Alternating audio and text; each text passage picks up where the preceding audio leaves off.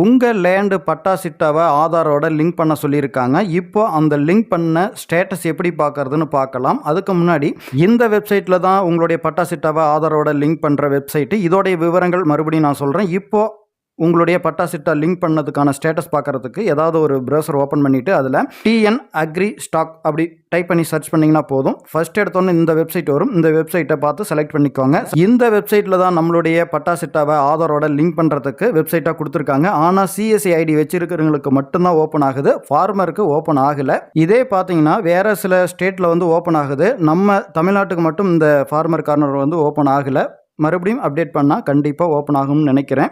இப்போது ஏற்கனவே பட்டா சிட்டாவை ஆதாரோட லிங்க் பண்ணுவீங்க. ஸ்டேட்டஸ் பார்க்குறதுக்கு இந்த செக் என்ரோல்மெண்ட் ஸ்டேட்டஸ் அதை செலக்ட் பண்ணிக்குவாங்க. இப்போது இந்த இடத்துல enrolment ID Aadhaar number 2 option கொடுத்துருப்பாங்க. என்ரோல்மெண்ட் தெரிஞ்சால் அதை கொடுங்க, இல்லைன்னா ஆதார் நம்பர் கொடுத்துட்டு ஆதார் நம்பர் இந்த இடத்துல கீழே என்டர் பண்ணுங்கள். என்டர் பண்ணிவிட்டு அப்படியே ரைட் சைடில் வந்தீங்கன்னா செக் அப்படின்னு இருக்கும், அதை செலக்ட் பண்ணுங்கள்.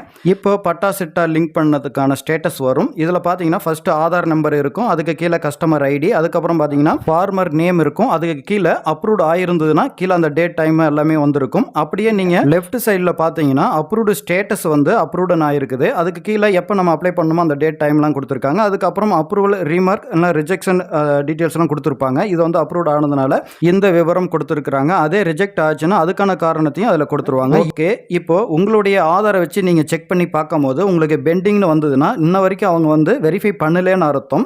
ஒருவேளை ரொம்ப நாளாக அப்படியே பெண்டிங்கில் இருக்குது அப்படின்னா நேரடியாக உங்களுடைய டாக்குமெண்ட் எல்லாம் எடுத்துக்கிட்டு நேராக அக்ரி ஆஃபீஸ் போயிட்டு நீங்கள் பார்த்தீங்கன்னா அவங்க வந்து அதுக்கான காரணத்தை கண்டிப்பாக சொல்லுவாங்க.